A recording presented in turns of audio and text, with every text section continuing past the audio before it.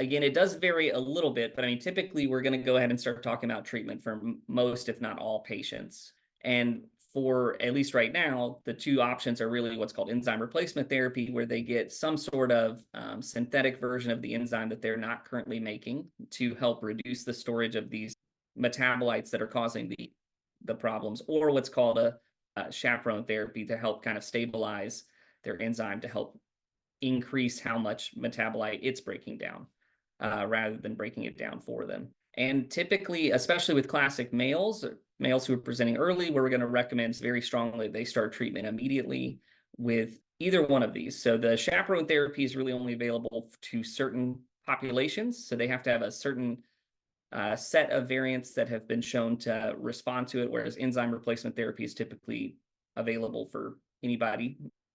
For females, it can depend on how early they've been caught, and there's a lot of discussion, especially if they're going to need enzyme replacement therapy, about when they want to start therapy. Although we typically would recommend starting it as soon as possible to reduce symptoms. There's a lot of lifestyle change that comes with starting an enzyme replacement therapy.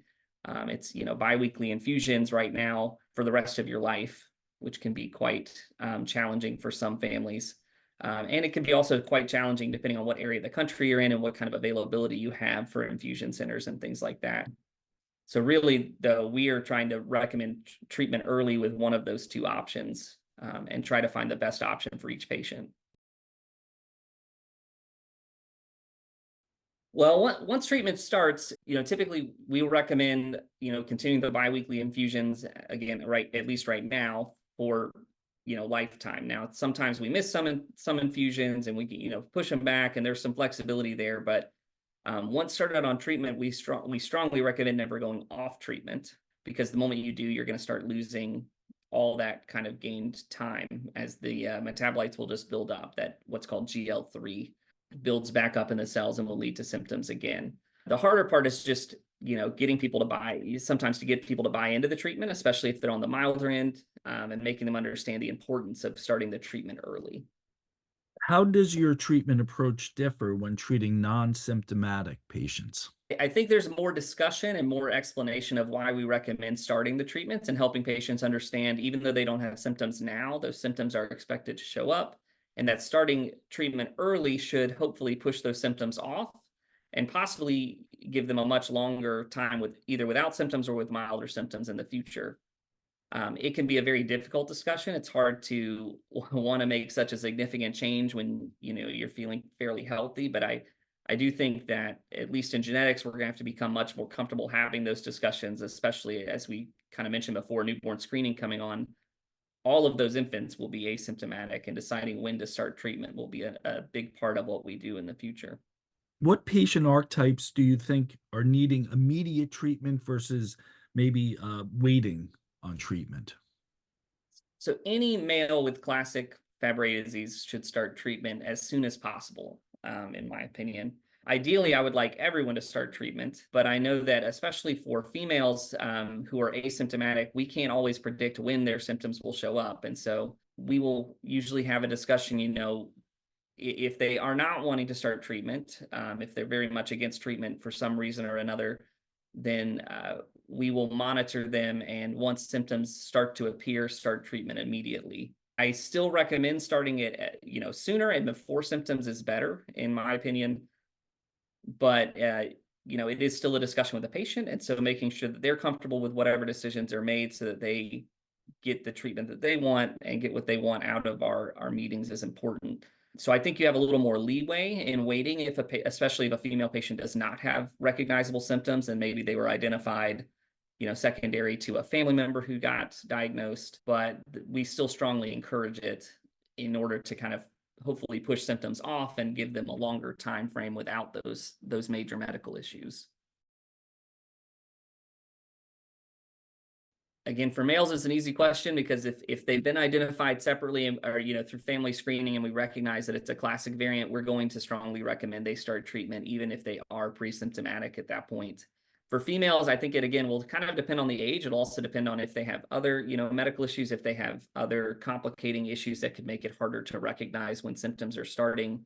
I've had adolescents who had other kidney issues. So then what appeared to be unrelated to Fabry disease, which could have made it harder for us to recognize when symptoms started.